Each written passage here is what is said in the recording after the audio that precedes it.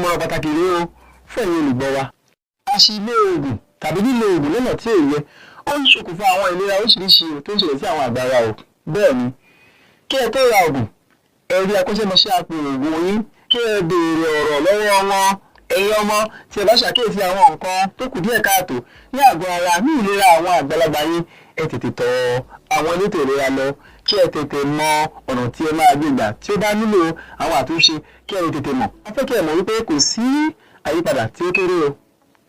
ẹ tètè tọ̀ àwọn elétò ìlera yín lọ tí ẹ bá ti rí àwọn àyípadà kí ẹ béèrè ẹ bẹ̀rẹ̀ bí ó kéré kó má kéré. ẹ má fẹ́ ráyé ní dókítà ara yín ẹ tọ̀ àwọn elétò ìlera yín lọ kí ẹ sì gbọ́ràn sí wọn lẹ́nu. èmi náà ni akọ́ṣẹ́mọṣẹ́ apòògùn yín Gbọ́láhàn Fábíyì tí à ń pè ní GB láti àjọ Mopcare fún àwọn àgbà wa.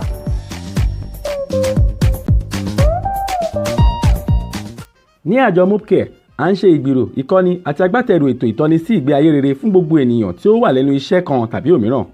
àwọn ẹ̀kọ́ ìṣìníyè ìlera wa lóríṣiríṣi wà fún àwọn ilé-iṣẹ́ aládàáni ilé-iṣẹ́ ìjọba àjọ lóríṣiríṣi ẹgbẹ́ aláfọwọ́sowọ́pọ̀ àti ìdàgbàsókè gbogbo ènìyàn ìyẹn láti àwọn ọ̀dọ́ títí di ọjọ́ alẹ́.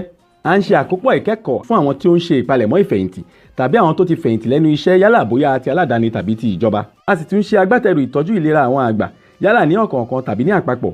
a jẹ́ olùrànlọ́wọ́ fún àwọn àjọ tó ń dá sí ètò ìlera àwọn àgbà káàkiri. à ń ṣe ètò ìlera ti gbogbogbò lọ́lọ́kan ọ̀jọ̀kan fún àwọn ọ̀dọ́ àti fún àwọn tó ti gbẹ́nu lé ọjọ́ alẹ́ tàbí àwọn tó ń ṣe ìpalẹ̀mọ́ rẹ̀. ẹ kàn sí wa lórí ààyè ayélujára wa www.mopcare.com. ẹ pè tàbí kẹ́ ẹ tẹ àtẹ̀jíṣẹ́ yín ránṣẹ́ sí nọ́mbà yìí 0803 437 5758 0803 437 5758. Mopcare for the seniors àwa ni ohùn fún àwọn àgbà wa.